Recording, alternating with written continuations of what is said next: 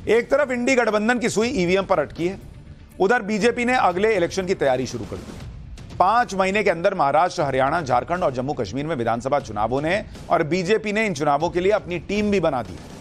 BJP ने महाराष्ट्र, हरियाणा, झारखंड और जम्मू कश्मीर में विधानसभा चुनाव को देखते हुए प्रभारियों की नियुक्ति कर दी।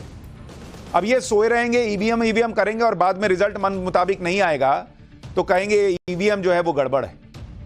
दूसरा तैयारी शुरू कर चुका है। महाराष्ट्र विधानसभा चुनाव के लिए भूपेंद्र यादव को प्रभारी बनाया गया है, अश्वनी वैष्णव को सह प्रभारी। हरियाणा विधानसभा चुनाव के लिए केंद्रीय मंत्री धर्मेंद्र प्रधान को प्रभारी बनाया गया है, त्रिपुरा के पूर्व सीएम बिप्लब देब को सह प्रभारी। धर्मेंद्र यादव की तस्वीर लग गई थी, वो गलत लग गई थी, उसके लिए माफी। झारखंड चुनाव के लिए केंद्रीय मंत्री शिवराज सिंह को जिम्मेदारी दी गई है, असम के सीएम हिमंता बिस्वा शर्मा को सह प्रभारी बनाया गया। जम्मू कश्मीर विधानसभा चुनाव के लिए केंद्रीय मंत्री जी किशन रेड्डी पर भरोसा जताया गया है, उन्हें राज्य का प्रभारी बनाया गया है। जम्मू कश्मीर में इसी साल सितंबर में चुनाव हो सकते हैं।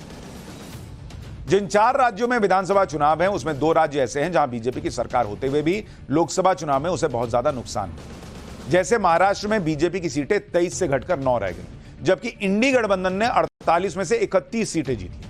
महाराष्ट्र में यह बीजेपी के लिए बड़े झटके की तरह है। इस झटके को बीजेपी ने बिल्कुल भी हल्के में नहीं लिया है। इसलिए अगर आप देखें, महाराष्ट्र की कमान 2 बड़े नेता भूपेंद्र यादव और अश्वनी वैष्णव को दी गई। ये दोनों ही नेता राजस्थान के रहने वाले हैं। भूपेंद्र यादव को इससे पहले ओडिशा का ऑब्जर्वर नियुक्त किया गया था।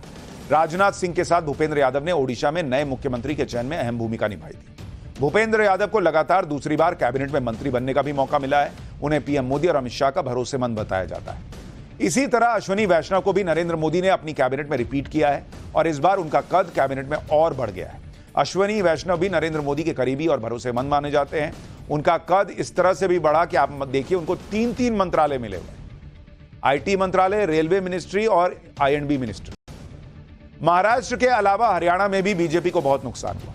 हरियाणा में बीजेपी की सरकार है, इसके बावजूद वहां बीजेपी की सीटें घटकर आधी हो गई। हरियाणा में बीजेपी 10 में से 5 सीटों पर हार गई। पिछली बार 10 में से 10 सीटें जीती थी। हरियाणा के नतीजे भी बीजेपी के लिए झटके की तरह है, लेकिन बीजेपी ने नतीजों की निराशा को पीछे छोड़कर हरियाणा में मजबूत प्लानिंग शुरू कर दी है। इसी वजह से केंद्रीय मंत्री और सीनियर लीडर धर्मेंद्र प्रधान को प्रभारी बनाकर वहां भेजा गया है। धर्मेंद्र प्रधान पहले भी कई राज्यों के प्रभारी रह चुके हैं।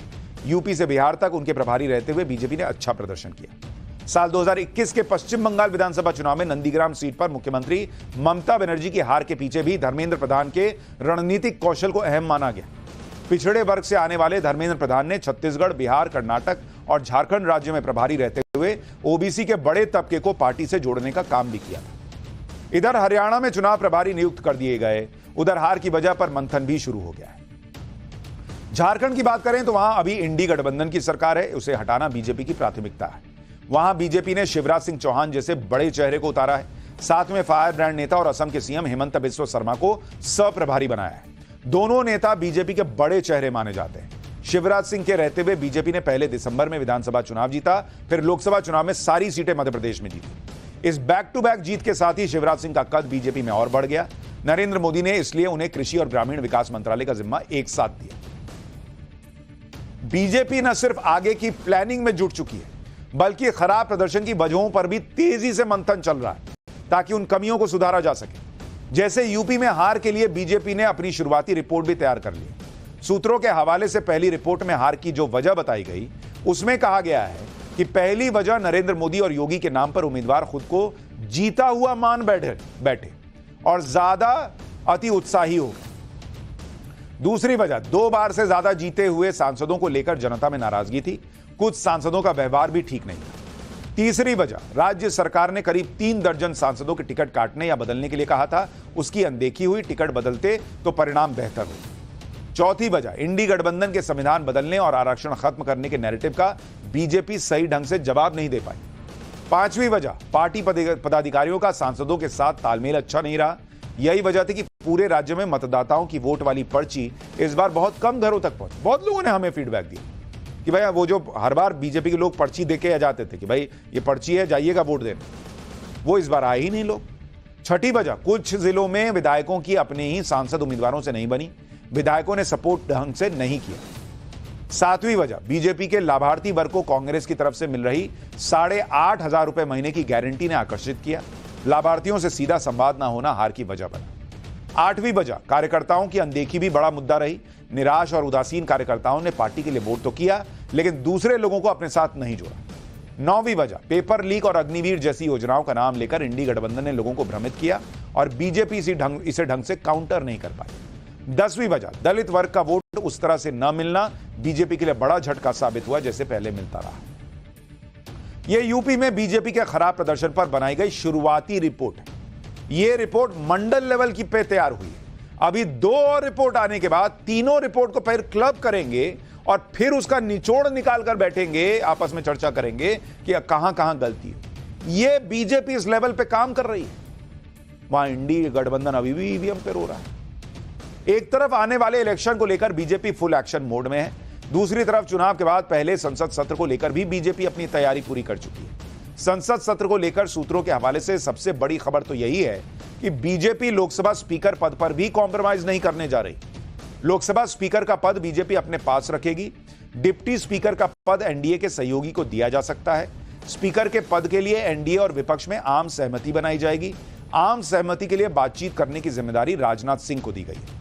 यानी स्पीकर की पोस्ट को लेकर इंडी गठबंधन को एक और जख्म मिलेगा, क्योंकि ये लोग सोचकर बैठे थे कि ये पिन मारेंगे कि अरे अपना स्पीकर नहीं बनाए तो मोदी तुम्हारी पार्टी तोड़ देंगे और यहां एनडीए में बवाल हो जाएगा। वो तो हो नहीं रहा। ये सोचे बैठे थे कि स्पीकर की पोस्ट के लिए एनडीए में टकराव होगा, स्पीकर बीजेपी का नहीं बनेगा, लेकिन यहां तो सब कुछ इंडी गठबंधन की ख्वाहिशों का उल्टा चल रहा है। लोकसभा स्पीकर के लिए जो नाम चल रहा है उनमें पहला नाम तो ओम बिड़ला का चल रहा है, जो पिछली बार भी लोकसभा स्पीकर थे। ओम बिड़ला राजस्थान की कोटा सीट से फिर से जीते हैं और उन्हें पिछली बार विपक्ष के बड़े हंगामे के बीच लोकसभा चलाने का अच्छा अनुभव है। इसलिए अगर ओम बिड़ला का नाम फिर से लोकसभा स्पीकर के लिए आता है तो इसमें कोई हैरानी नहीं होनी चाहिए। लोकसभा स्पीकर के लिए दूसरा नाम बिहार के पूर्वी चंपारण से बीजेपी सांसद राधा मोहन सिंह का चल रहा है, जो 6 बार के वरिष्ठ सांसद हैं और केंद्रीय मंत्री रह चुके हैं। लोकसभा स्पीकर के लिए तीसरा नाम आंध्र प्रदेश की बीजेपी अध्यक्ष और सांसद डी पुरंदेश्वरी का चल रहा है। पुरंदेश्वरी चंद्रबाबू नायडू की साली भी हैं और पुरंदेश्वरी को स्पीकर बनाने से टीडीपी के साथ तालमेल भी ठीक रहेगा। लोकसभा स्पीकर के लिए वैसे तो वोटिंग नहीं होती, आम सहमति से स्पीकर चुन लिया जाता है और आमतौर पर जो पार्टी सरकार में होती है या जिस गठबंधन की सरकार होती है उसी में से किसी व्यक्ति को स्पीकर बनाया जाता है।